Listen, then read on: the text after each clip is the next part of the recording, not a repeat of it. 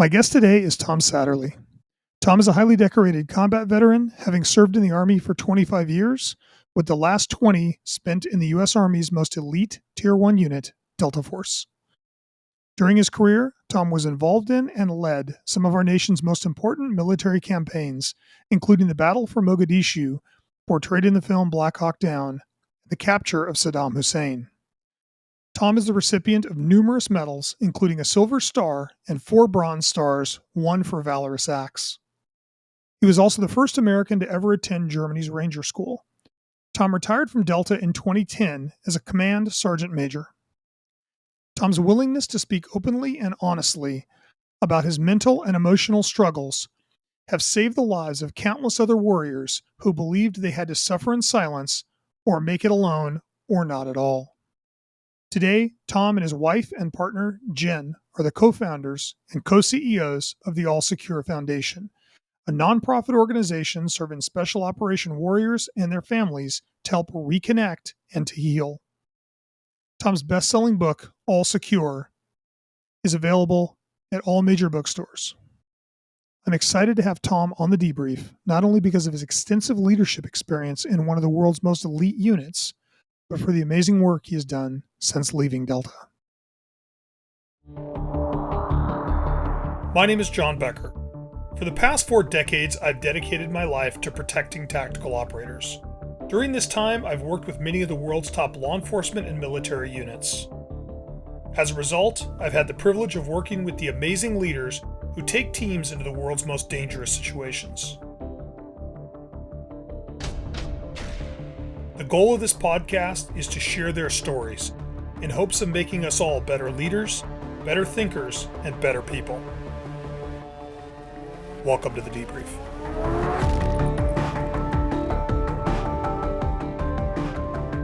Tom, thanks so much for joining me today on the Debrief. It's great to have you here. Thanks, John. I appreciate you having me on. Why don't we start, just for those that are not that familiar, with a quick, Satterly bio, so that everybody kind of is brought up to speed with who you are.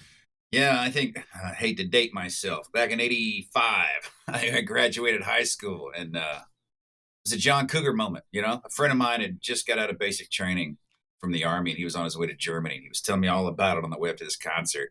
By the time I got up to that concert, about an hour and a half drive, I decided to join the military just to get college money. But yeah, I'll go for 4 years and get out. And ended up going to Germany. Was there for 3 years and had 1 more year to get out. But during those 3 years, I went to French Commando School, German Ranger School, platoon competence training, and the Swiss March. It was like 40 miles a day for 5 days. And it just felt good. It felt different, and it felt more than just motor pool Mondays where you sit in the motor pool and you do shit. You're never going to go anywhere. You're never going to do anything, and you know it. You're in the regular Army. You train a little bit. But once I got a little taste of more of a special operations environment, I guess, I just wanted more. And a friend of mine showed me a picture of him as a baby, and his dad's holding him in his arm wearing his dad's green beret. And I kind of adopted that dream right then and said, that's what I want to do, So I kind of re-enlisted for jump school so I could get to Fort Bragg, get a green beret, And then as soon as I got to Fort Bragg, I started hunting down the green beret recruiter. But come to find out about 2 years ago, that was a stolen valor picture. His dad really wasn't SF. So, my career started out with a stolen valor moment, which was fine. I took that valorous moment and made it my own. And then I went to become a Green Beret. And then when I was in language school, I got approached by a couple of guys that were in the unit, and they're like, hey, we saw you in the Q course. I think you have what it takes. You should go try this out. I'm like, okay, that sounds cool. So I put in for a selection date and got accepted and made that in 91. And I stayed there for 20 years. Through 20 of the most probably tumultuous years in special operations. I mean, if you're going to pick 20 years, 91 to 11 would probably be the 20 busiest years in special operations history. Yeah, it was a fun time. I'll tell you, it was, after a year and a half, thrust right into Somalia as my first combat, engagement.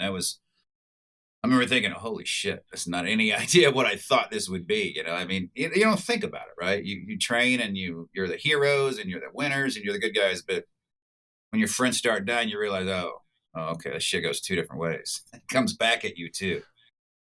Well, and like, why don't we put context on Somalia? Because I think, there were a lot of things that happened in Somalia that were bad. The operation you were involved in was so historic and for lack of a better term, so rough that we made a movie called Blackhawk Down about it. Why don't you give us kind of a quick thumbnail sketch? Yeah, that was a quick day of a time sensitive target where a guy on the ground had done the signal, of hey, the guys are here. We're looking for some people on the ground, and he had done the what he was supposed to do: pull up with his car, open the hood, shut the hood, and drive away. And that tells us, oh, he's there, and it's this house. And the guy did the wrong house. They're all idiots, but still, we figured it out. So we loaded up while the team leaders were getting a quick debrief. We all loaded up, after the pagers went off, and sit on our helicopters and wait for the team leader to come up and scream at you with a piece of paper, pointing, and you're just nodding your head, going, "Sure, I got it," but you don't know what the hell you're doing, right? I mean, you can't hear him. The helicopters are cranked up, and he's screaming and pointing, and you're like, "Whatever, we'll do that." Infiltrated and realized immediately we're already under fire. It was in the heart of the beast. It was in the Bakara market, so that's where all their weapons were, and just bad guy territory. Of course, we thought in and out, right? In and out before they even know we're there. And you shoot one helicopter down, and then they shot another helicopter down, and I remember watching it fly overhead off to the northeast, and then crashing. And that's when I knew during that mission that it had changed. It was going to be a lot longer. Up to that point, I was still joking about we're going to make it home for dinner. I wonder what they're going to have for dinner tonight. And we're still kind of cracking jokes like we did. And then people started getting shot, and 5-ton trucks started blowing up, and helicopters were shot down, and we had to fight our way up the street to the crash site. And then basically we're pinned down to that crash site for 18 hours. It's like the longest sustained firefight since Vietnam at the time. And it may still be, I don't know. But it was the night that I watched friends die. I thought I was going to die. I kind of gave in. We run out of ammo, and my team leader came in, and I asked him a question because you could hear the convoy trying to make it to us. But it had been going on for hours, just hours of raging gunfight going off in the city as they tried to fight their way to us. There's a gunfight at our house as they pick our house apart with rocket propelled grenades and AK-47 fire. But thank God we had the little birds to keep them at bay, and we were kind of in the Alamo situation the best we could be at that crash site. But they just kept picking us apart. And when my team leader came in, I asked him, "Do you think they're going to make it?" And he looked at me, and I was like waiting for that motivational speech, like, "Hey, buck up, young camper." And he just looked at me and goes, "I don't know." And he turned to the left, and I thought, well, shit, shit, this sucks. And I kind of, at that moment, like a calm, washed over me versus the harried, like, what's going on? What's going on? And looking everywhere. And it was kind of like, here we are, right? Here we are. I'm going to break as much shit as I can tonight, kill as many people as I can, and help as many of my guys as I can, because I didn't figure I was going to make it. And it just kind of gave me that courage and strength to keep going. And then when we got back the next morning, that run out, I'll tell you, the run out when the two vehicles finally showed up, maybe at dawn, right before dawn, and they hooked up chains and pulled the helicopter frame off of the pilots that were stuck underneath, which is why we wouldn't leave. And then fought our way back. We put all the dead on top. We put all the wounded inside those vehicles. And then when I went to get in, they pulled the door shut. It was like, there's no room inside, and it's like, all right, we hashed out a new plan. We'll run alongside the vehicles they'll use as cover, and we'll work our way that mile back to where everyone else was. And as soon as the first shots fired again, they took off. Those vehicles just took off. We're sitting there like, all right, new plan. We're just going to run back, So we just ended up fighting our way back until we ran into the tanks and Bradleys and Humvees that we climbed into and made our way back. And when I pulled back into the two Humvees I was in, got lost. I went the wrong way. Everybody else went to the Pakistani stadium. Our two Humvees got lost. And I didn't find that out until about 3 years ago when I made a post. And somebody wrote back, "That's my vehicle from the 10th Mountain." And I'm like, "Hey, what happened, man?" And he told me, "We got lost." I'm like, all right, good enough, good enough. Now I know 30 years later that we got lost. But we made it to the back gate of the airfield. I waited a little bit. Nobody else came. I'm like, well, shit, let's drive all the way around to where our hangar was. And when I did, I noticed like 12 bodies laying on the street, covered in poncho liners and whatnot. And I started looking, I could see the boots, and you see desert boots, and then you see black Adidas boots. And then some more deserts and more black Adidas. And I knew ours were the black Adidas. And that was the first hint that I had of how bad the night was, how really bad it was, how many lives we'd lost. And then I just went inside and started rearming and cleaning up, charging my radios and getting ready to go back out. And then everybody started flying back in from the Pakistani stadium. And then we started getting word that Gary and Randy were missing. There were live people out there missing. And it just anger, right? Just anger washes over you. Everybody packed up, rearmed, and got ready to go back out. And they just wouldn't let us do it. They wouldn't let us go back out. I think they knew, like, don't let them out. Don't let these angry people out. It'll be bad. And then but I think they also knew that we were decimated. We just didn't realize it. That had never happened to us. We were just angry and probably wanting to go back out, but they had decided they're going to bring another squadron over and replace us. And all we got to do after that day was train with the other squadron, show them what we knew, talked about what we knew before we packed up and left. We had, I think, I'll screw these numbers up. I know it was 19 KIA, and I want to say 98 probably wounded out of all of us. Being a little over 100, I'll screw those numbers up this much later, but there's very, very few left that were unscathed. But a lot of the walking wounded made it out, and then finally evac back to the rear. And it was kind of more of a decimation than I realized up front, how many people were injured and couldn't go back out. It was a pretty violent way to start your career at Delta too, wasn't it? My first trip was to Jackson Hole, Wyoming, skiing. I was like, this is the life, man. I've never been skiing before, paid by the government. And then, then you go out and crawl over a mountain at 2 a.m. and make it all worth it and sleep overnight in a snow cave. But, the skiing was fun. I thought, this is a pretty cool place to be. And then I went, did a trip down south in early 93. And then, boom, Somalia pops up. We rehearsed for Somalia before they called us up to go in August, I think. And I remember landing on the ground, like ready to roll as a kid. I was a kid, and I remember how hot it was, just how hot. And then the rainy season kicked in, and then, your hangar's full of holes, right? So it's just raining on you all the time. And then you're on the ocean. You're like, well, let's go swimming. And then some tigers eat a couple of 10th mountain guys. You're like, all right, no more swimming, So everything that you can do, they kind of take away from you over there. It's just a horrible place to be. How did Somalia? So at that point, you're young in your Army career. How did that inform your leadership later, as you got older and got responsibility? How did that impact you? I relied upon that a lot, and I screwed that up too. It had been such a long time, 20 years before I'm back, and now I'm in charge, and I'm calling Blackhawk Down, and I'm like, we don't have enough water. I did it again. And it was one of those things that we learned so much then. We rewrote how we do, mount training and urban warfare. I think the whole military changed how they did it. And I had one of those feelings like, this will never happen again.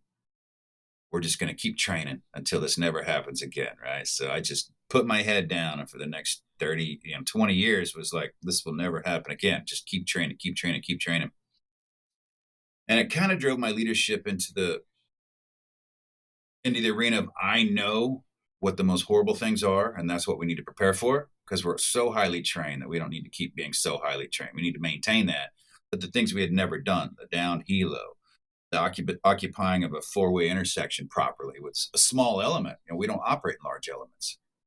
Understanding that was not our real mission. Our real mission is in and out in small elements, and then fast forwarding to 20 years of war in the Middle East again, and we're doing the same things. We start doing the same things again because we've lost a lot of that knowledge. So I started instilling a little bit of that back into our people as much as I could. Like, hey, we can't have our helicopters hovering over the target. It tells everybody where you're at. And then they get shot down, then you have another issue. So that started to repeat itself. And what caught me was that mission we went on where I said I had to call Blackhawk Down over the radio, because right up on infill, a helicopter got hit with an RPG and had to do a hard landing, like about 150 meters away in a field. So I had to send all the Rangers over to protect that and surround that crash site. Well, our guys were taking down the target, which was, by the way, not a wedding party, as they told us, was a weapons training area. So they had all their weapons ready to go, and they were training. And just starburst everywhere. So that night ended up being AC-130 gunships. I mean, just everything went wrong that night. Nobody killed. One person injured that night with a suicide vest in our house. But other than that, man, we found a huge cache in the carport, of 155 rounds, setting up huge IED. So once we left, we blew that house up. But that was another all-nighter that wasn't as violent. And it kind of gave me that feeling that maybe we handled it better this time, but it wasn't an urban area as much as Somalia was. It was still a little bit of an open area where we had some of advantage. Plus we had our night vision.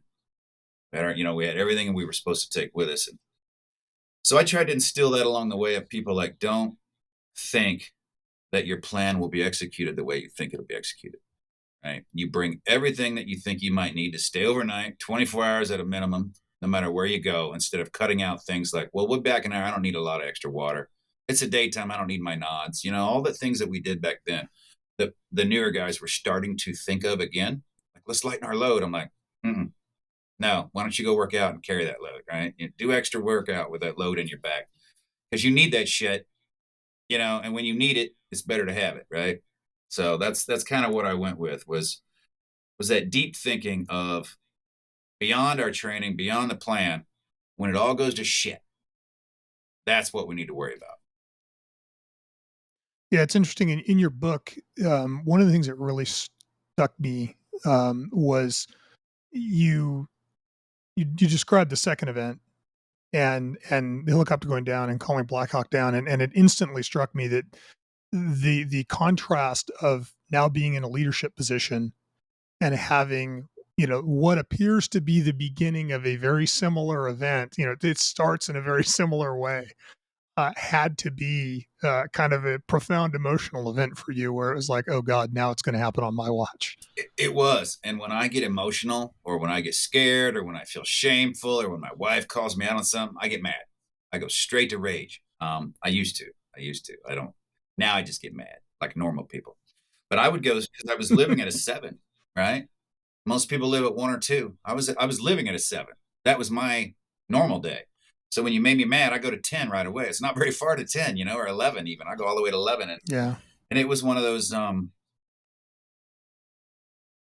had to break that process of the rage that came up. And that night when that happened again and it came over me, my boss was a new officer. And he was like on the roof and I was telling him, we need to do this, we need to do that. And he was kind of timid about putting it in because it was one of his first hits, that was like that. And he kept telling me, hey, the command wants us to go chase these squirters. And I'd tell him no. And I'd go about doing more business. Say, hey, they kept hitting me up again. They really want us to send a team after those squirters. I go, tell them no, And I'm over there doing my job again. He goes, hey, Tom. Grabs me and he goes, listen, we're on the roof of this building. He's like, they really want us to either take a helicopter, fly over with a team and chase the squirters that ran into this house about, half a mile away by now. And I looked at him. I go, let me show you how to do this. And I grabbed the radio from him and I got on there and I called back to headquarters and I said, we've got a downed helo. I've got Rangers surrounding it.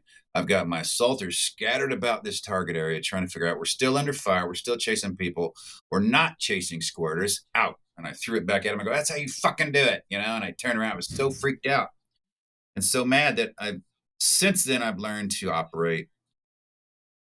I was operating out of fear back then, right? Since then, I've learned to operate out of love and get the same thing done. But on target, there's no time to mess around. And I was just overwhelmed with those emotions from Somalia and being in charge and thinking, this can't happen. I can't let this develop into this. So they were trying to make us still go and do things while I'm trying to secure something now, right? I just I couldn't do it. And I'm glad I didn't separate our men more. I'm glad I did because I already had a guy missing. And he was out there in the field just messed up on Ambien. So once I found him then I could use the AC-130 to suppress the site. So that moment of Somalia, I was just a kid breaking shit, and shooting people. And it was just me. 2, you're in charge of all these people was a great difference. And it was worse to be in charge, even though you might not be in as much danger, entering the door first, Yeah, but I think you raise an interesting point, and maybe it is a lesson that we learn out of trauma and pain and mistakes. But as a leader, we've got to have moral courage.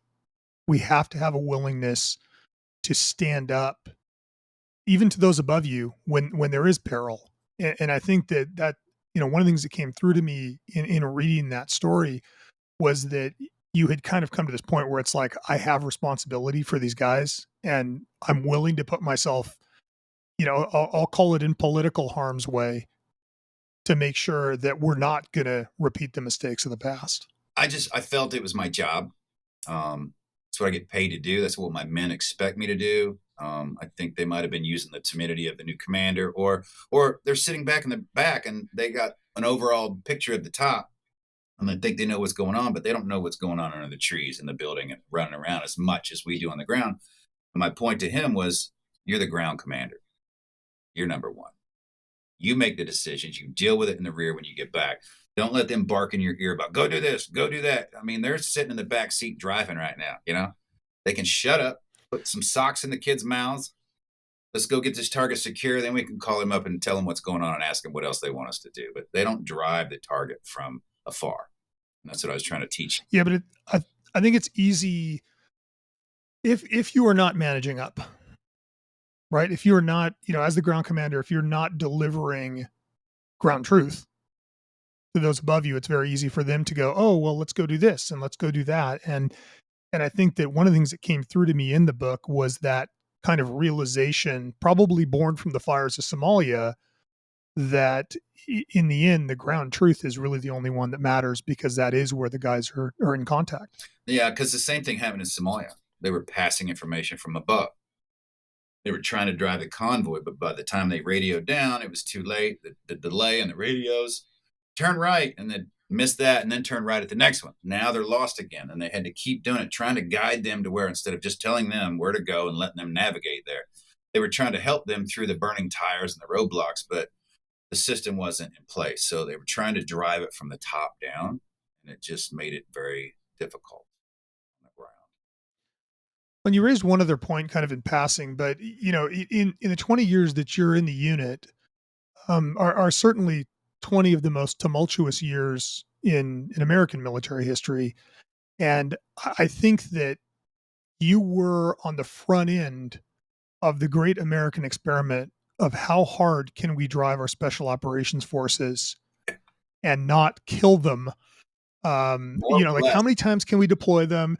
How many times can we, how much can we feed them, Ambien and energy drinks, and see, if they go psychotic. And I think one of your lasting contributions, not only from the book, but the work that you've done since, is this realization that we were doing it wrong. Like, I look at how many of our best and brightest, right? The assumption is that the guys that are in the unit, the guys that are in DevGru, the guys that are in our soft units are the best and brightest our country has. And I think the lasting consequence of the war on terror is that we ground up hundreds of our best and brightest through, overworking them, inattention, imbalance, and everything else. I would love to hear kind of your thoughts, as as the canary in the coal mine, Tom. I would love to kind of hear your thoughts on our approach to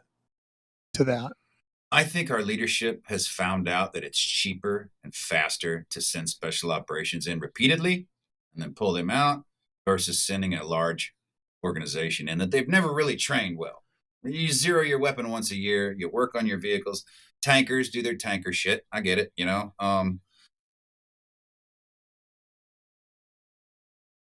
They've just, we used to call it 1% does 99% of the work. We just keep deploying over and over again. And it got so bad that they added another unit to every special operations organization. We're going to add another SF company. We're going to add another Ranger, whatever company. We're going to add another squadron over here, to the organization. Probably added another SEAL team, group. So it's one of those, we'll make 4 instead of 3 of everything, change the whole cycle. Guys will get an extra 90 days off, right? Never happened. What it did was allow them to deploy to 2 different locations with 2 different elements, while one was on alert and while one was training to go again. So you're still training all the time. That whole bullshit about, oh, there's an extra squad or an extra element, you can get an extra whatever off, never happened. Leaders just took that because honestly, again, we're humans and leaders chase promotions. Leaders chase, it's their job. They want to show off, right? It's where we show everybody what we can do and how we impress people. So the leaders want everyone to do other jobs that aren't their legacy tasks, like hostage rescue or taking out foreign leaders. And now we're out running around chasing everybody. The Rangers are running around chasing everybody. The SF guys are running around chasing everybody. They all got out of their legacy tasks until near the end of the war, when I think General Sokolic started pushing everybody back to your legacy tasks. We brought these people up for a reason. SF, you're nation builders, right? You shouldn't be running around killing people all the time. It's time to start training and building the nation. Rangers, you're designed to do this. Delta, you're designed to do this. So pulling people back, there was a start of that. I don't know how far it got. Didn't get too far. Special ops organizations are still doing the 99% of the work around the world in places we don't even know about. It's never ending. And they abuse, I say abuse, but it's abuse on the body. They abuse the operators. I know in the unit, we were never fully manned. It might be now, but I doubt it.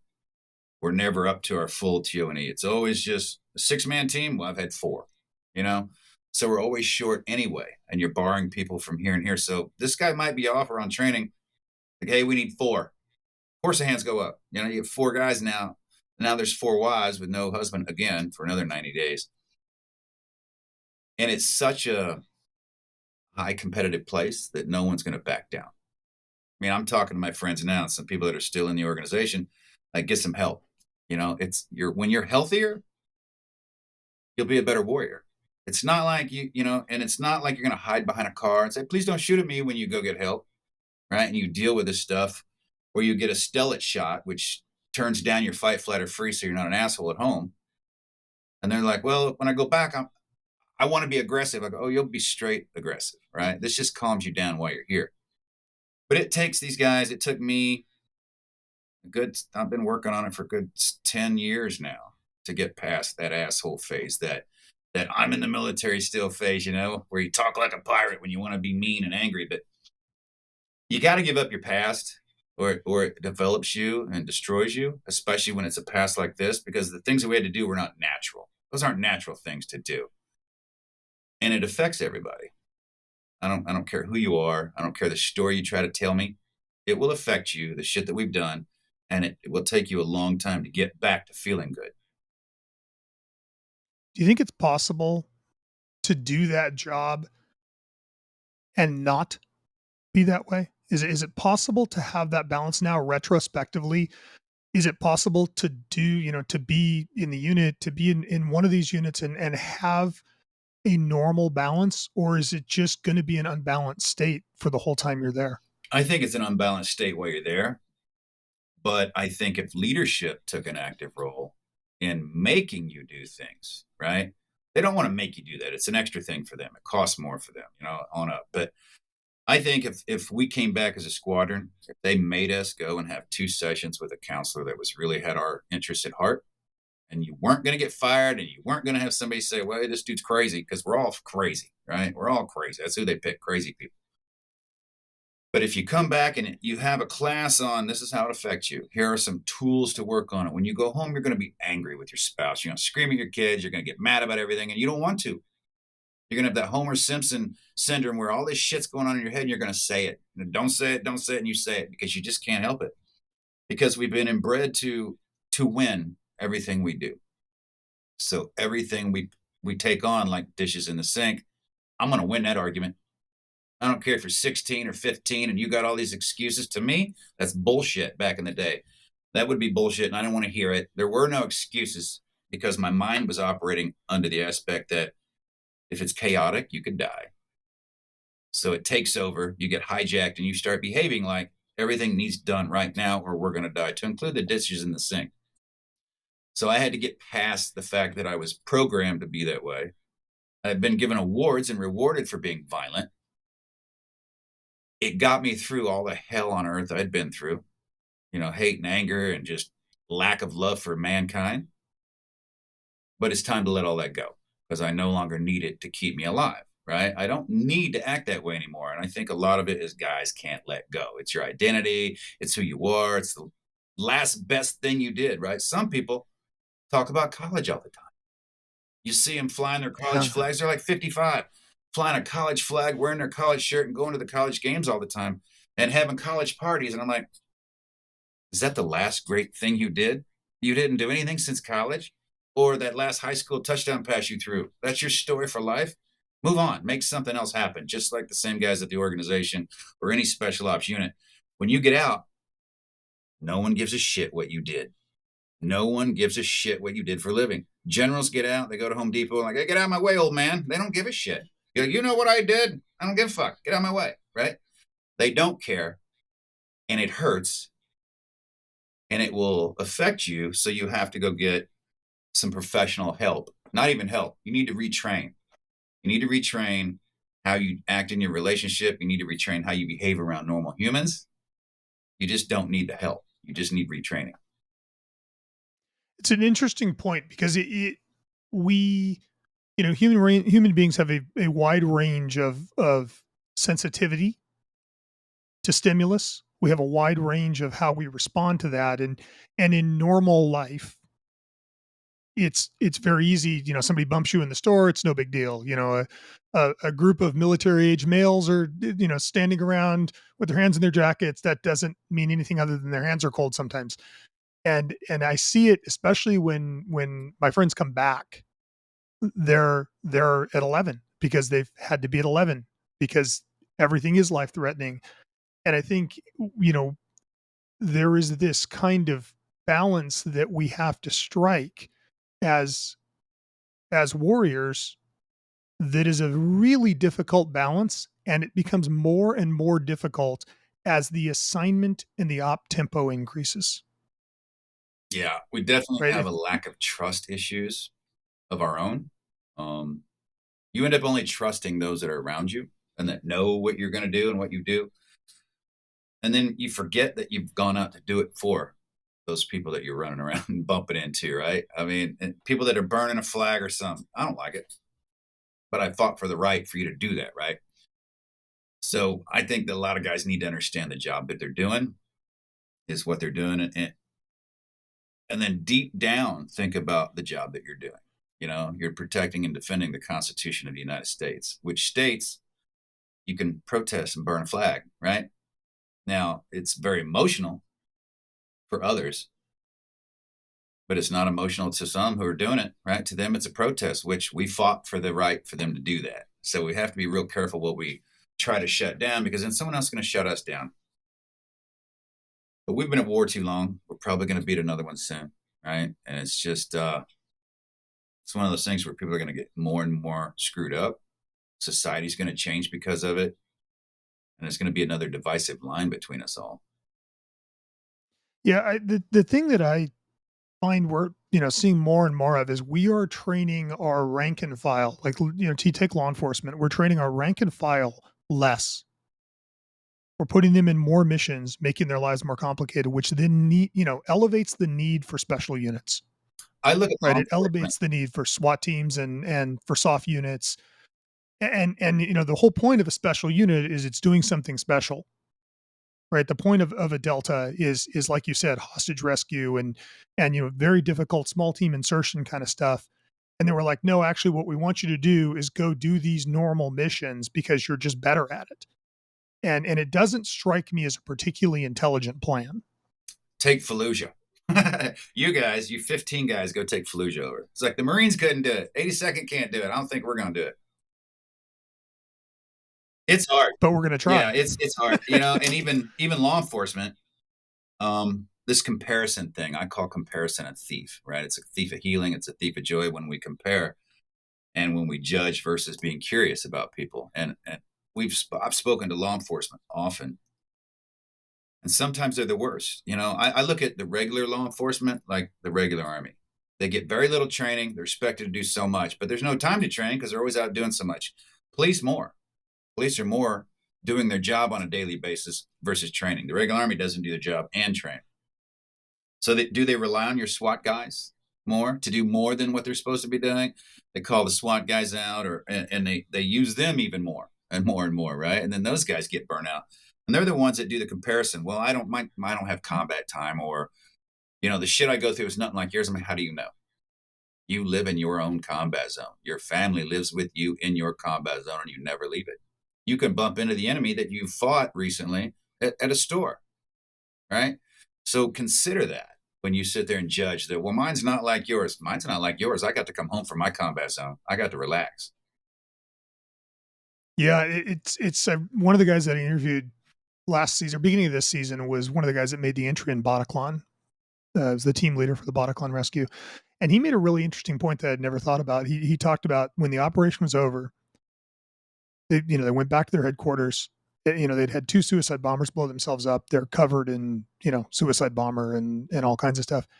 And he said, we took a shower and then we went home. And he said, it's the first time it ever struck me that in a military deployment, which that was very similar to, there's processing time. You get to fly home. You're going to kind of transition back. And he goes, I got home and my family said, like, well, what happened? And he's like, I just needed to go to bed. Yeah. Like, there's nothing. You can't say those things. You can't. I mean, when I got back from Somalia, I didn't talk to my wife till I got to the house. And then she said, how was it? I mean, literally, how was it? I started bawling. I didn't know what to say. I just broke down. It was too much to even try to make someone understand, because they can't. Yeah. They'll never understand it, right? So why even try? And I literally could feel his feelings in that. I just want to go to bed. Just let me. Just don't talk to me. Yeah, just kind of let it work its way out of you. How do now retrospectively, how do we find that balance between what we do and who we are? Right? Like, what struck me as you were saying that is, Delta was what you did. It wasn't who you were. Right. The two get conflated, and at some point, like you said, like you move on. And I think that the guys, like I see it in my law enforcement friends, the guys who police work is what they do, retire pretty well and go on and they find meaning in being a Walmart greeter or being a soccer coach or just being a good dad or moving on to some other thing. The guys that being a cop is who they are the ones that struggle. How now retrospectively, how do we better strike that balance? You need a hobby. You need something that you do other than work. I never had a hobby. I don't think I still have a hobby now other than cleaning. I literally, people are like, what do you do in your off time? I think I don't really have off time. I'm still always helping people. I'm still always waiting around to help somebody, or the phone call, or to talk somebody down off of something. But I don't have a hobby. I mean, my wife and I, we drive our convertible at the end of the day when we're just wiped out from talking to people or hearing people's shit problems in their lives. And it weighs you down. You have to have a thing. And I would suggest it being in nature, where we go out and get grounded again. And my wife and I will get in the car at the end of the day and just start driving out towards the Ozarks, hitting those hilly roads and just staring at nature, not even talking, just wind in our hair, just driving. Drive about 45 minutes in one direction on this nice, straight, beautiful highway. We turn around, drive back. We get back, and then we might start talking about things we've done that day. But you need to decompress, like really decompress. And I don't mean go get drunk. I don't mean start taking pills and getting drunk, because that's what most people do to decompress. That's just another depressant, right? Added to it. I'm not saying don't drink. I'm not a teetotaler. Everybody's like, I didn't know you drank. So I'm like, I don't drink at all anymore. Okay. I just have a couple. I've set limits and rules, which is how I think people can learn to manage that. At work, people don't tend to have problems, right? They're showing off, they're shining, they're doing their thing, and they can prove who they are. They can climb up and get rewarded for it. And it's happiness. It's kind of like, hey, you're my bros. I feel good here. We're torn between going home. Guys are torn between having second lives. You're gone so much. It just happens a lot. That adds more stress. The stress of getting caught, the stress that you're doing wrong. You know that, right? You have this this feeling that one day you're going to get caught, the shoe's going to drop. And that's a horrible feeling to have every day of just waiting for an email, a phone call, knowing you're doing wrong. But if we set rules and abide by them, like with our spouses, how we fight, making rules for fighting. I ask people, who has rules for how you fight? And they're like, oh, that's stupid.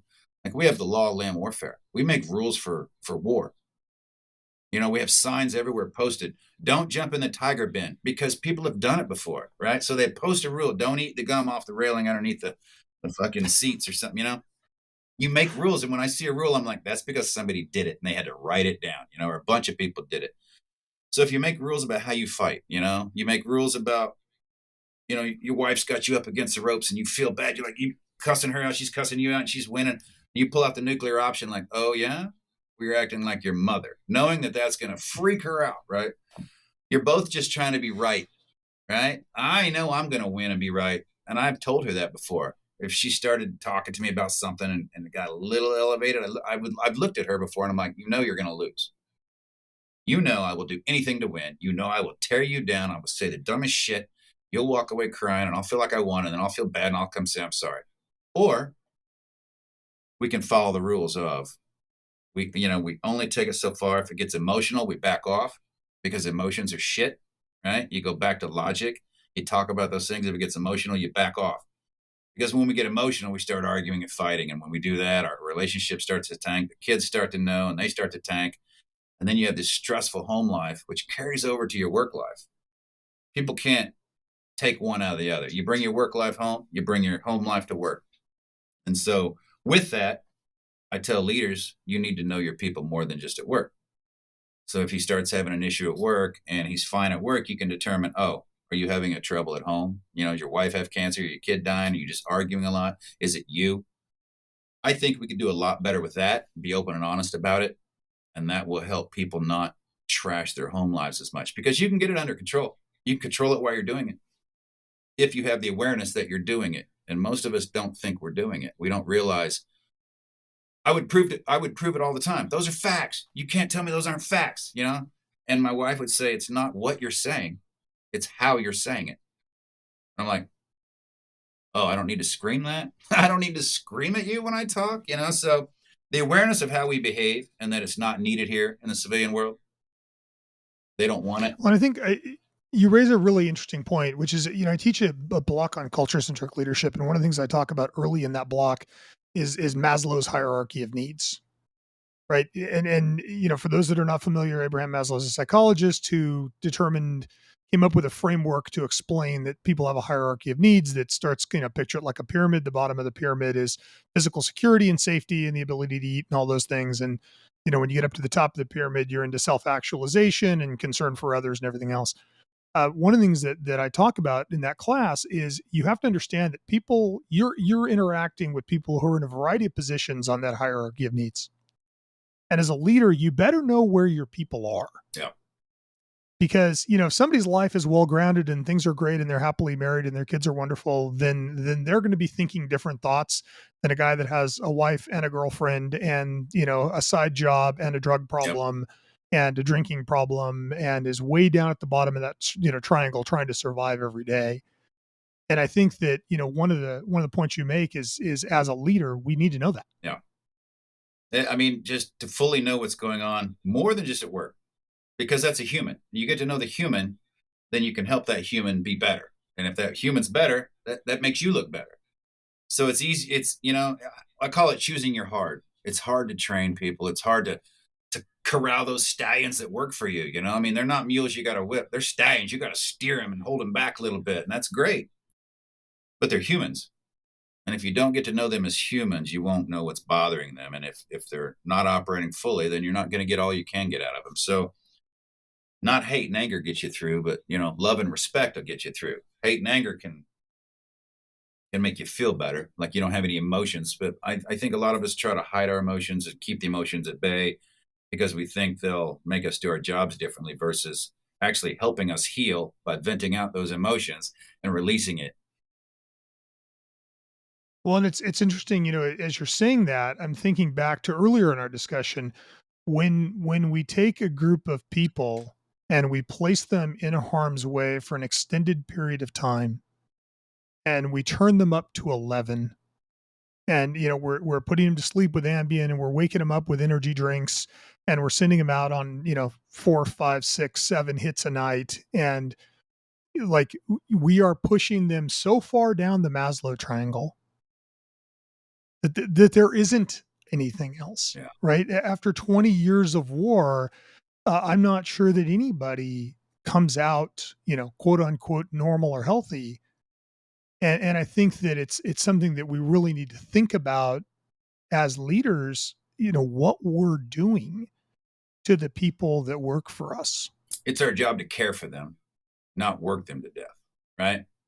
They always say humans before equipment, blah, blah, blah, but they don't do that in their actions. They don't behave that way in their actions. They've taken all the money for the preservation of the force and family funds. So military organizations that used to bring us in to talk to people, like, we don't have any money. All of it went to COVID, vaccinations, this and that. They pulled money. They don't have money to help families anymore, even though they say, people before equipment, families before this and that. Great motto. You can shove it up your butt. Doesn't work. They don't behave that way. They behave as if you're another number, right? It's a big organization. You're another number. They'll replace you. They're already working on replacing you, right? So if you're just not working out fully for them, then you can be gone. Which, I mean, organizationally, it has to be that way, right? Like organizationally, the trains have to run on time, et cetera. And I think that one of the difficult balances to strike is between the organization and the individual. And there's always a tension between the organization and the individual. If Tom is having problems, somebody has to move into Tom's spot because we need to go capture Saddam Hussein. In your case, literally, we need to go capture Saddam Hussein. And so we do need to have that organizational readiness. I just question whether we run these organizations, and I see this with SWAT teams, I do it all the time. Are we running them too lean to be able to effectively, protect the personnel? It's like you said, we added a fourth team, and the net effect was that now we have 2 missions and nobody gets any more rest. Like, is the right answer here for us to say, no, let's have 6 teams, let's have 6 squadrons in Delta, and 2 of those at any given point are at summer camp and are running 5Ks on the weekend for fun. Yeah. And 2 are training and 2 are operation. It's how do we do that, you think? Logistically, it's a nightmare, but there's so much money out there, right? There's so much. There's obviously trillions. We give it away all the time. We print it, we fucking borrow it, but we give it to things that, well, I don't know. We should be giving it to other things like the mental health, the care of our warriors. And then again, old people are going to go, what about the old people? What about this? The money's there.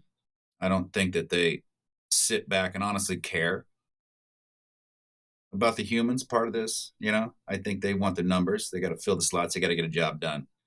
And that's what they'll tell you is our job.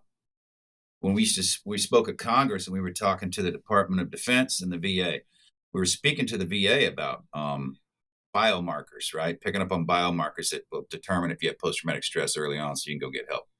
That way you can't, somebody can't say, oh, you're just saying it because you don't want to go somewhere, right? There's actually biomarkers in your body that tell you things are wrong with you and you probably should go get help. And the VA was saying, I love this. And then John McCain at the time, he sent his staff over to listen in, and they came up and they said, look, John McCain wants to move this into the DOD too. Help the war fighters while they're fighting. Maybe they don't need to help them as much when they get out. And I said, that would be perfect. If you could give them the help while they're in, you probably won't spend as much when they get out, right? You probably won't have as many problems. Just like you used to teach us in the Army, preventive maintenance checks and services. They always have these little cartoon books they hand out. This little dude with big muscles and a wrench in his hand. Keep it running right, take care of your equipment, because if it breaks, it costs more and takes longer to get it back. We need to do PMCS with our humans. We need to do that with our relationships, right? We need to do that with ourselves. Why wait till we're so broken that it takes so long to fix us? Why not keep maintaining? I'll sit there, and it goes to the same thing with relationships. I have a stadium full of couples I'm talking to, and I'll say, show of hands, how many people have a perfect marriage? 0 hands ever go up, right? 0. Okay, how many people here see a therapist, couples therapist? Couple hands go up. I go, why aren't all of you seeing someone every now and then? You just said it's not perfect, which means you could work on it. If you work on it, it'll stay perfect. If you let it fall off and trash and die and you're rock bottom and you're all the way down, it's going to take so much more to come back. We apply that to everything. Keep our operators healthy and maintain them and still train them. But as part of that training, they get the training on mental health and how to take care of themselves. They'll be better all along the way. And I know it. You'll get a better warrior. I won't have to worry if this guy to my right or left has got an alcohol problem, or he's taking pills, or he's on Ambien because he's hooked to him, or his kids hate him and his wife's leaving him. And is his head in the game? I'll know that I have healthy people with happy families at home that they're not worried about, and that they know how to take care of themselves as well, versus only knowing how to kill other people. Yeah, I think it's very challenging as an A-type personality, and as a man, and especially a man in the kinds of units that we're talking about. They have a hard enough time admitting when they're physically damaged, much less emotionally damaged. We've created such a disincentive to look at our mental health, and I've had conversations with friends where it's like, you need to go to a therapist, and I need to go to a therapist. Like, if your knee was damaged, you'd go to an orthopedist. Yeah, you break Like, your arm. Imagine breaking your arm and just going to work and saying, fuck it, I'm fine. And it heals at an angle. It's all screwed up. Now it's worse. Now, if you want to fix it, you got to re-break that sucker, right? It's biological. Yeah. I know you can get a brain scan, and a doctor can tell you what you do day to day by looking at your brain scan without even knowing you. I had a doctor in LA look at my brain scan and called me. He's like, I had to call you because this was such a difference between when I got a stellate shot before and after. He said, before, you have the brain of a 35-year pro football player. He goes, from the colors of your brain, from the scan, I can tell what's firing wrong. Do you do this, this, this, and this, and this? And I was like, oh my God, you know me perfectly. Dang. Over-the-counter pills, hyperbaric oxygen 10, other things along the way, not one prescription med.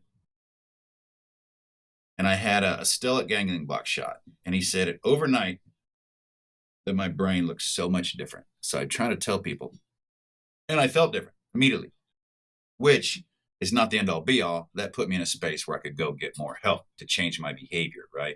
Because people don't like our poor behavior. So you have to do behavioral change. No matter what you do along the way, you have to change your behavior. And that's muscle memory developed, right? I got rewarded for being aggressive. I got awards for it. So I have to change that muscle memory of being aggressive to be thanked. I got to behave differently. And that takes a lot of work. It's like when you're trying to teach somebody how to shoot and they have anticipation recoil, right? You're like, I got to break that before we can go anywhere. So I have to back up, stop this one thing, and then start again and start working on shooting. So I have to back up with people, stop what they're doing, and then start piling on top of that with the new stuff. And that takes time. It takes a lot of time. And I honestly just don't think people have the time for it. You got to be persistent and diligent, and you can't quit. You just can't quit. It takes time. But I think we've got to, as a society and as leaders, we have to prioritize it, right? Like, people do what they have to do, right? Most of us do what we have to do and a little bit of what we want to do. Yeah. And we're lazy. If we want to spit out healthy warriors, we need to require that they stay healthy. Mandatory. Like sexual harassment, whatever, sharps, whatever they call it. I mean, we have to take computer classes in the Army. We had to take them. I got to check the block, sexual harassment. Everybody did that. Okay, drug and alcohol. Yep. Checking the block.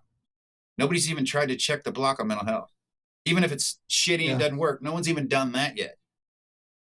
How about check the block on mental health? No, if anything, it's in this realm, in the tactical realm, it's actually the exact opposite, right? Because we've weaponized mental health.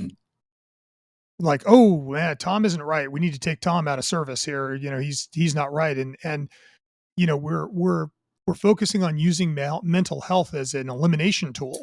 Yeah. Rather than as a maintenance tool. And it strikes me, you see it in shootings all the time with police officers. They'll get involved in a shooting and they don't want to talk to the therapist because the therapist is going to say, oh, he's not right. He's got to come off duty. There isn't this, it's become, mental health has become a hurdle. It's become a means of us taking you out of service, much in the same way in specialized units, like yours, physical ailment becomes like, oh, well, he's not fit for duty. His knee's blown. Oh man, his brain's blown. He's not fit for duty. And it feels like we have to turn that around. We have to get out of a mindset of using it as a means of pulling you out of duty and get into a mindset of using it as a means of keeping you fit for duty. I think we need to get out of the mindset that if you can't see it, it's not real, right? I bet people, if you break your leg, they'll give you light duty and you sit at a desk for 6, 8 weeks, right? Yeah, heal up, bro. You got a broken leg, you had a cast on it. But if the same guy said, hey, I'm an alcoholic and I can't stop drinking, I need 6 or 8 weeks to dry up, they'll fire you. Yeah. Mental health. Hey, I'm having trouble at home. I need to speak with my wife more. I need to get some help because of the things I've gone through. It made me behave poorly at home. They'll get rid of you. But you break your damn leg, you had a bone sticking out of your head. They're like, oh, poor you. Let's take care of you, and then throw you right back in the game, right? Yeah, I think one of the things that made me initially want to talk to you that I loved about your book is, that there's so many instances in mental health where, people perceive the attention to mental health as weakness. Right? We go, oh yeah, that he's a big sissy. He's emotional. He's whatever. And I read your book, and my reaction is telling one of my friends that he should read the book, and he's like, why? And I said, it's very easy in a mental health context to attack, and make an ad hominem argument. Oh, that guy is this. I said, I will challenge you to invalidate Tom Satterly's man card. Like if you can invalidate Satterly's man card, then we're all fucked, right? 20 years in the unit doing the things that he did. What I loved about the book was that it is difficult to impugn your man card because of what you did, and yet the book is so raw. It is not there. There is no candy coating at all in the book. It is absolutely raw emotion. This is what's going through my brain, and it feels to me like that's really what we need to be doing. Is we need to be telling those It was stories. cathartic, very, very cathartic. Difficult to do. Still difficult to do it, but not as difficult. But writing that book got a lot out of me. It terrified me. I mean, it literally terrified me. But we got to the end. And I started thinking maybe we should take me. I don't know, and everybody's gonna think I'm this, and then my friends are gonna, And I started thinking of all this crap. And then I talked to my wife again, and the final answer was, we wrote this book for a reason. Not to brag about anything I'd done, but to help others understand and see that it affects you, and you can get better. My wife wrote Arsenal of Hope right after that, and published it, and it's a continuation of that story, and it's an add-on at the end of when I met her, how horrible it was for us, and how we fought to get through because we chose each other versus the easy part. It's hard. It's hard. Marriage is hard. Divorce is hard. It's what hard do you want to choose, right? So I chose being married hard versus the divorce hard, and it turned out right. It works out if you put the effort in. Things really work out, and that was hard to throw everything out there, right? And worry about being. Oh yeah, no, it is raw and naked. Like it is standing in a room naked with 40 of your friends and bright lights on. Like there's no hiding in the book. There are a number of things that struck me. The description of you sitting in your truck contemplating killing yourself, being literally seconds from doing it, and deciding not to because of Jen was to me kind of the pivotal moment of the book, and may have been a pivotal moment, or was a pivotal moment in your life. It strikes me that she was kind of your spirit animal for a while there, in a way that you say in the book that she saved you, but it strikes me that that's very much how you feel about it. To this day, her wisdom, her calmness and demeanor, and I've made her tough. I made her real tough, tougher than she was. She thanks me for some of it. We've duked it out. She's pretty hardcore, and I mean, she literally did save me, and she'll say I didn't save anyone. You did the work, but I wouldn't have done the work. Right? I wouldn't have done the work if I didn't have somebody to do the work for, and I certainly didn't love myself at the time, and it made it very difficult to love anyone else. But she was lovable and taught me how to start liking myself, and so that made it doable. And then I got to a point where, okay, I appreciate me and respect me again, and I don't hate me because when I hated me, I hated everybody. You can't love anybody unless you at least love yourself first, and I just couldn't. And she helped me see that, pulled me out of that shit, and then stayed strong the whole time when I fought it the whole way. So yeah, I credit her with saving me, and to this day, over and over again, and she'll deny it. But without her, I wouldn't be here. Well, I think sometimes we can be catalytic in other people's lives, though, right? Like it she was the spark. Obviously, you had to do the work, but I think that, especially from a leadership standpoint, it is important to realize that frequently we are having an asymmetric relationship with somebody, and we need to pay attention to it, right? Like the things that she said to you that day that led to you going and meeting her at a bar, rather than blowing your brains out in a car, um, probably were not that significant to her, No, but they had a very large asymmetric effect on you. And I think that it's important for us to realize the effect that we have on other people. yeah, she dug in and grabbed the one thing she knew I hated because she didn't know what I was doing. She was knew something was up, and she took the one thing I hated, and that's being late, and threw that at me, and that snapped me out of it. And it was that easy. And that's when I started to realize after we talked about it down the road, because that's how easy it is to interrupt that process for somebody, right? Everybody's terrified. And so I think about killing myself. I was like, I don't know what to do, right? And they call us. I'm like, I don't either, man. Just talk to him. Talk to him as a human. Don't tell him not to do stuff. Talk to them. Say, don't say, don't do it for your kids, right? Their kids might be the reason they feel like they're fucking up, right? So just listen. Just listen. And then offer love. Because you can change somebody in a second. All they need to do is feel worthy again or needed. Um, and it goes away pretty quick. Yeah, and I think that we can walk this balance. You and I talked before we went on the air about this balance between work and family. And it is an achievable balance. It's never, it's kind of like riding a bike, right? You're never like just balanced. Right. You're actively constantly balancing. And I think that it's a difficult message for A-type personalities who want to win everything, that we have to work at it, but it strikes me that we do, and we need to do a better job in leading people, of helping them to achieve that. I think we could learn to swallow our ego, you know, would all do a little better. Yeah, yeah. Ego and pride are definitely not the way to go. No. Why don't we? I'd love to pivot and kind of get your thoughts on some things. So there's been a lot of overlap, since the global war on terror and the rise of SOF. There's been a lot of overspill from the SOF community into the law enforcement tactical community. You've got everybody doing training all over the place, and we see law enforcement units equipping themselves and training more and more like military units, and we see this kind of rise of the warrior cop, and the arguments against militarization.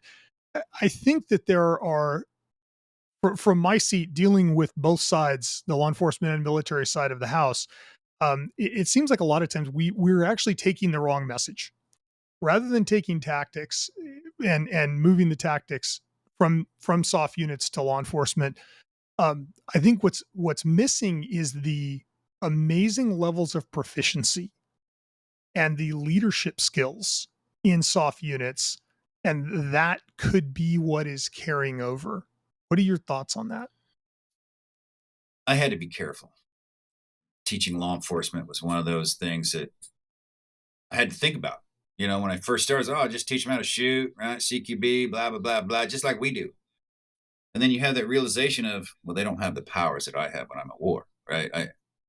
You guys, you do a shooting, it's a big, big, big deal. And so the whole, when I would teach them, I would say, listen, you have a certain thing that you have to do. You have to call out, you have to announce yourself, whatever those things are that you have to do, that's on you. My training for you will be this: teach you marksmanship training. And anything after that moment that you decide that you need to protect yourself or someone else, that's what I'm teaching you. Don't hold me accountable for anything else you're supposed to know up to that point where you have to make that decision. I'm just giving you the skill once you've made that decision to engage a target properly, you know. And I've tried to help law enforcement with the leadership aspect of it and the training aspect of it, but the budgets are different, the jobs are different. So I think a lot of these soft guys that get out and do the training really need to be careful. It's a lot more than just marksmanship and CQB and dominating the room. There's a lot more in law enforcement that comes before that happens that they need to understand as they instruct. It's a lesson I learned. You know, we don't come in and say drop it, drop it. If you have a threat, you're dead, right? I mean, your rules could be different about that, and individualized and politicized and shit. So I would wish the soft guys. I hope that what they're doing is that method of, you have a certain job to do up to a point. I can't teach you that. I don't want to. I was afraid to even think about becoming a cop when I got out, because if I saw somebody with a gun, I'm afraid that my instincts would be to shoot them immediately. Any threat in your hand, a knife, whatever, my instincts are to kill you. So very difficult to get out and do that job, and it's very difficult, I think, to get out and teach that job unless you're thoughtful about telling them what you're teaching them after the point of they made that decision. I do think though there are things that, carry over from the unit very well to law enforcement. I think that, like for instance, selection. I don't think anybody pays more attention to selection than Delta does. And I think that there are messages in the way Delta selects that are very valuable for state and local teams, and looking for the right people from the outset and paying attention to how you're selecting, I think actually really matters. And as a guy who's dealing with the top units all over the world, the one common theme in the really good units is they start off with really good modeling clay. Yeah. Yeah, you have to start off with decent physical fitness, obviously. That just keeps you more mentally healthy and things. But I tell you that what they look for is the individuality that can work on a team, but you can be an individual. People that can take a lack of information and create something from that. And then the psychological evaluations, whatever they pick out of that, I don't know. They looking for the crazy ones, or the ones that, have a little propensity to be more loose and free, maybe, but they're looking for a specific person that can go do those things. And it's the foundation of what we do, right? It's the foundation of everything. If you select somebody before you allow them to come in, versus if you meet a certain minimum requirement, you can start our training. And if you fell out of that training, then okay, sorry, we'll recycle you. But if you make it all the way through because it's not too difficult, then you have someone you really don't know what they're doing, that you've given equipment to go out and do a job, versus getting a good foundation of who you let in first, And I think organizations change their selections to meet quotas, and then they can't change it back. So they drop their standards to meet a quota. And then when that trickles off, they drop their standards again to meet another quota. Next thing you know, every cop used to be in jail, and every soldier, used to do something that they would never do. It's one of those, we've never dropped our standard. We've only changed two things since I've been there. And that's because it didn't matter. Not everybody saw the one thing, so they had to remove that to make it even. And the other one was like the swim test. They moved it from selection to the training portion because it'll give you more time to learn to swim. And then they'll cut you. I don't know. I think they're banking on the fact that, okay, in 6 months I can teach you to swim and then we'll keep you, But that's the only thing that they've ever really changed, even though they've been pressured to change other things to increase numbers. They just won't. They say, look, it works. We get good people. We rarely fire people, right? Our guys rarely make real shitty decisions. Now, when they do, they're real big and shitty decisions, but It rarely happens. So they've done a good job of selecting the maturity type of person with the minimum age limits and things that they're looking for.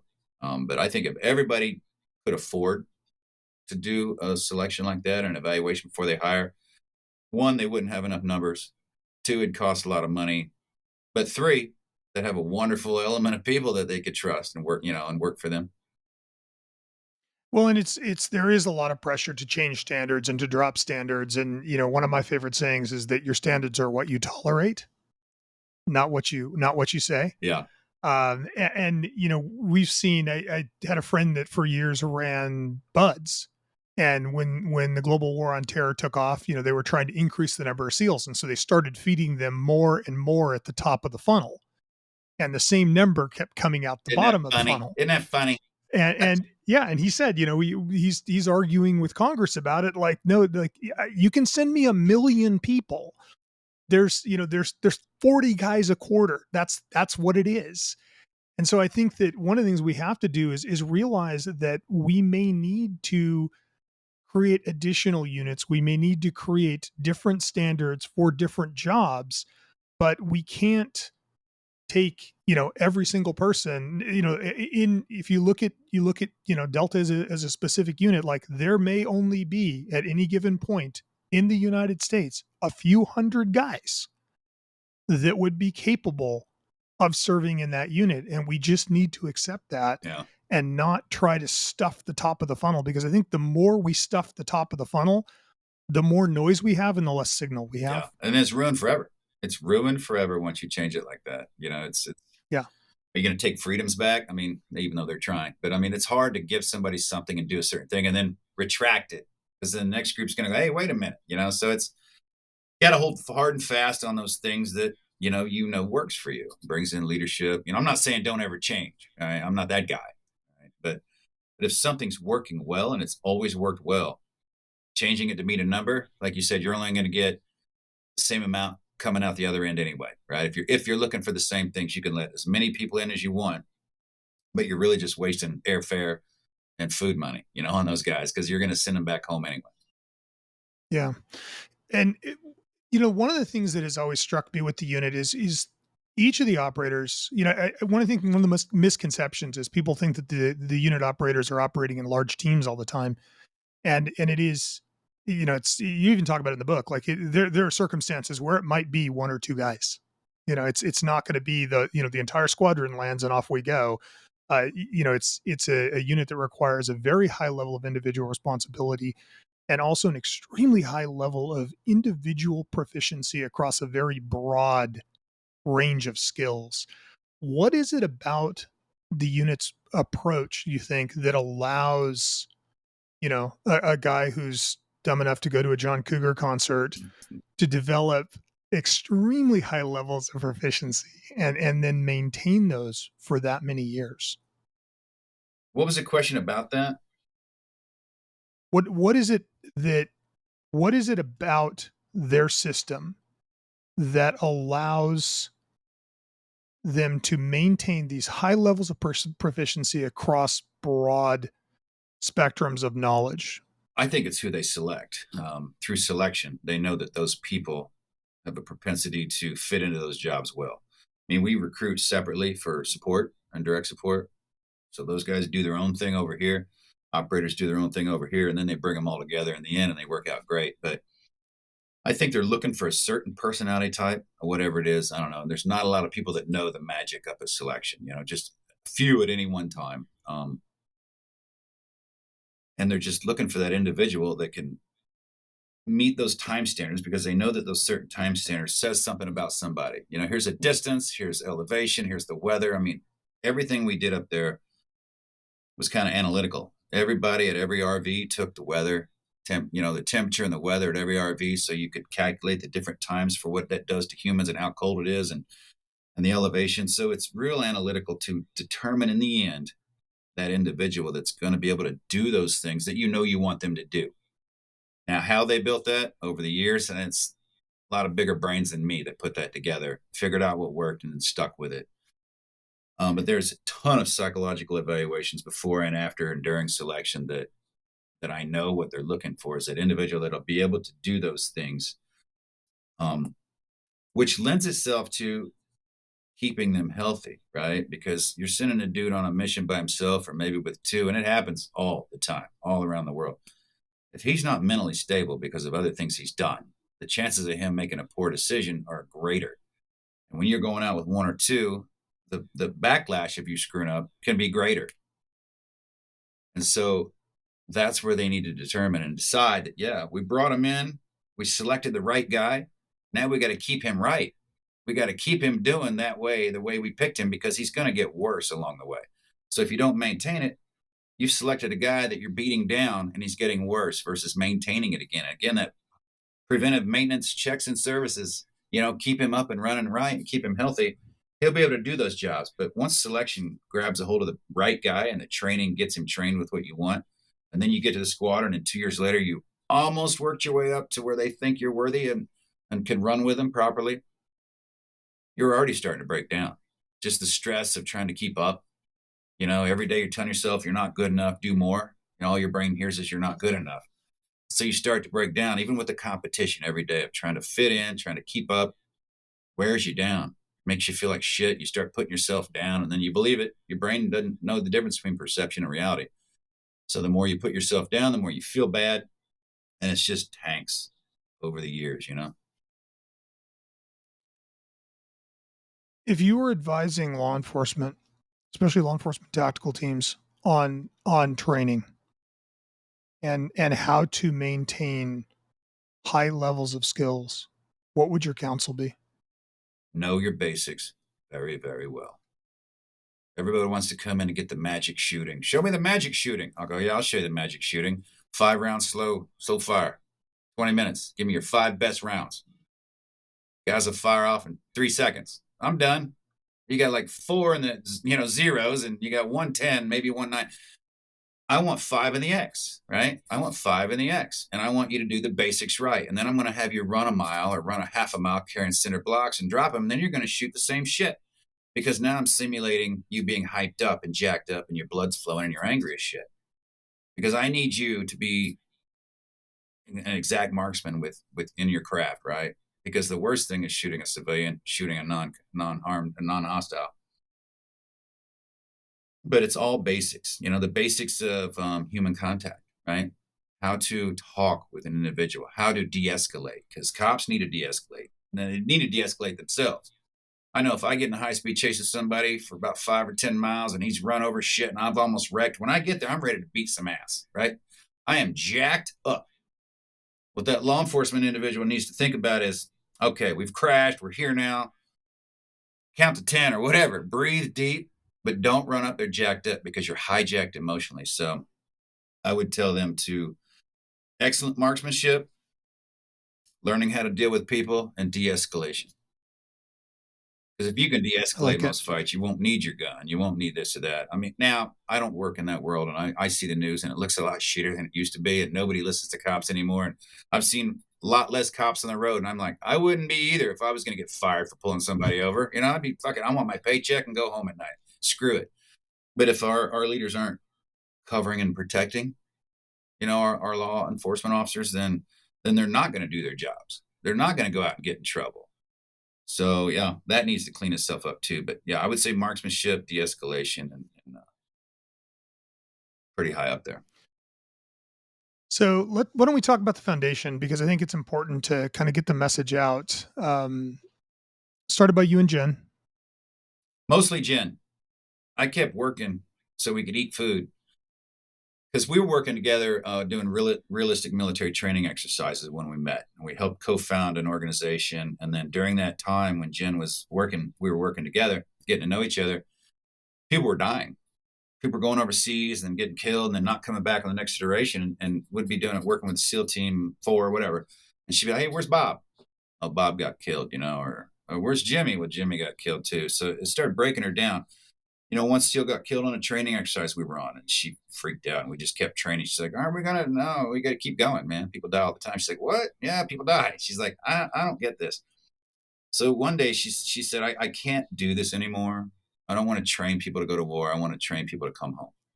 She used to sit around on Target and talk to all these guys about their issues, and they ended up talking about their families. Now they want to be better at home.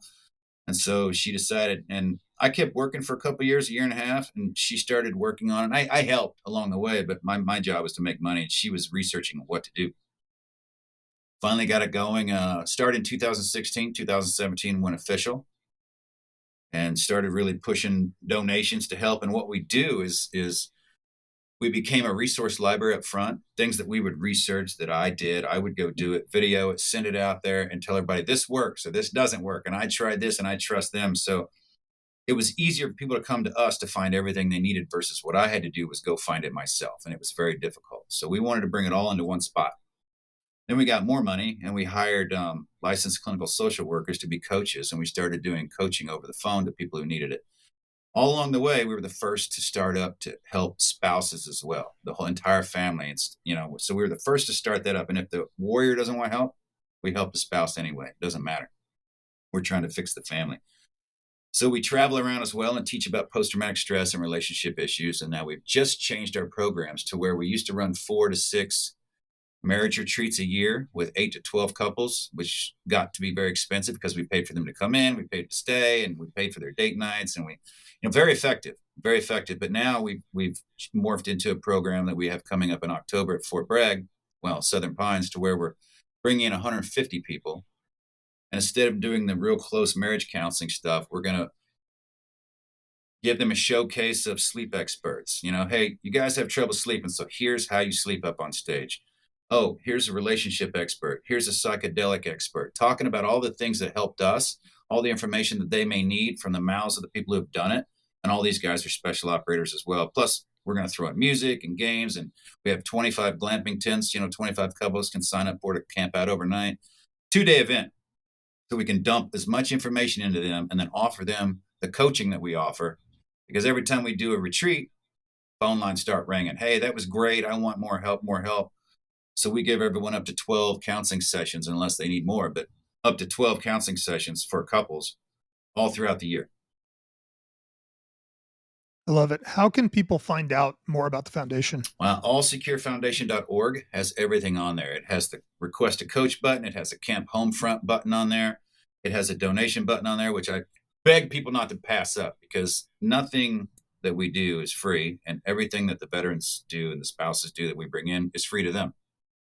So it obviously takes donations, and anything that you see on the website, actually there's a podcast button on there too for All Secure Podcast, which is part of our programs, because on the podcast you have the Listen Up series, to where we have experts talking in a short form about here's what you need to do. Here's what you got to do to this, and this, and then we're done. And then we have the longer format to where we get to know people and talk about different special things that people can understand. But we consider those programs because they're all learning events for people. Yeah, I mean, I guess it's important for people to understand that nothing that you're doing is government funded. Everything that's happening is happening because of private donations. And I would encourage our listeners to go and support the foundation and support your work. Tom, I'd love to finish with, we do 5 rapid fire questions. Uh-oh. Short answer. Yeah. Short answer, sentence, thoughts, something quick.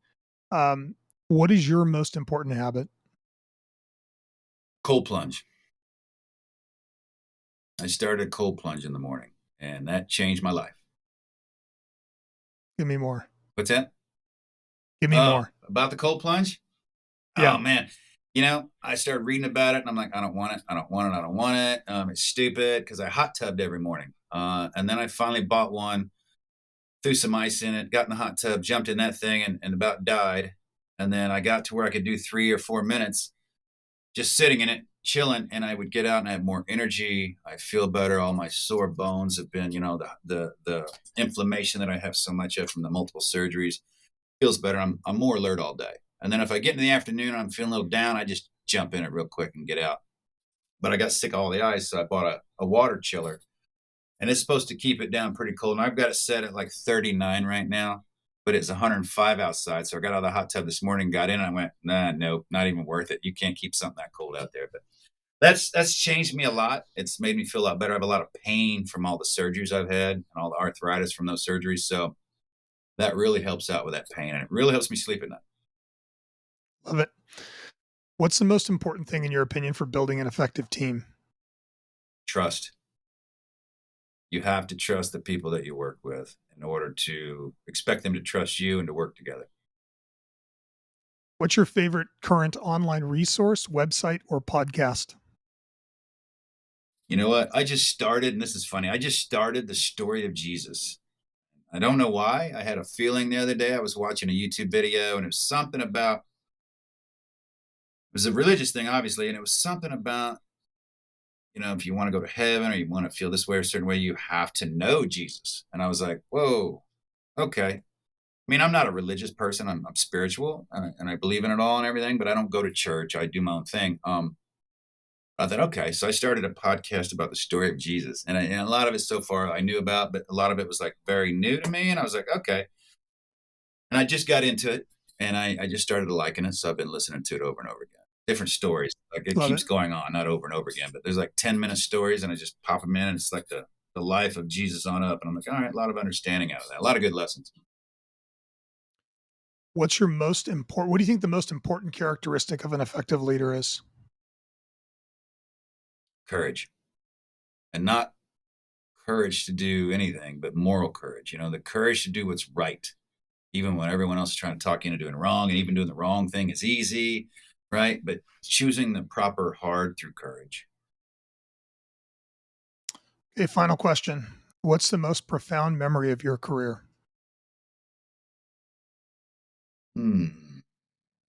Sitting on a bed in Somalia, pulling guard out of a window with bars on it, and hearing a dragging noise coming up.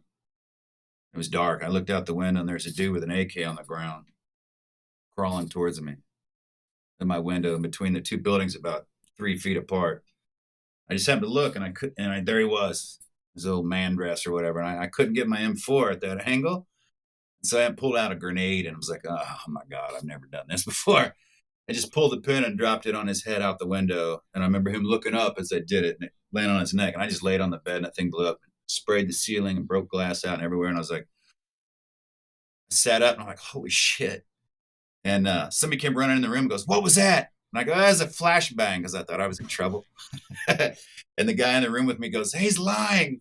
That was a grenade. And I go, you're right, it was a grenade. Look at this dead fucker down here. I mean, I'll never forget that. It was almost comedic and gross, obviously, but yeah. That's fantastic.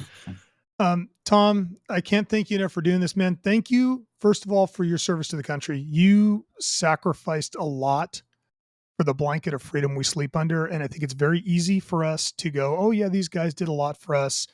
I think everybody should read your book and understand that the price that our soft warriors pay for the freedom we enjoy is very high. And it's easy for us to, say, thank a veteran and clap at a baseball stadium.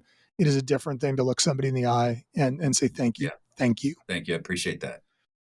And thank you for everything that you're doing to continue to keep our warriors safe, man. It's the work you're doing now matters more than the work you did previously. So thank you for doing it. Yeah, I feel the same way. I appreciate that.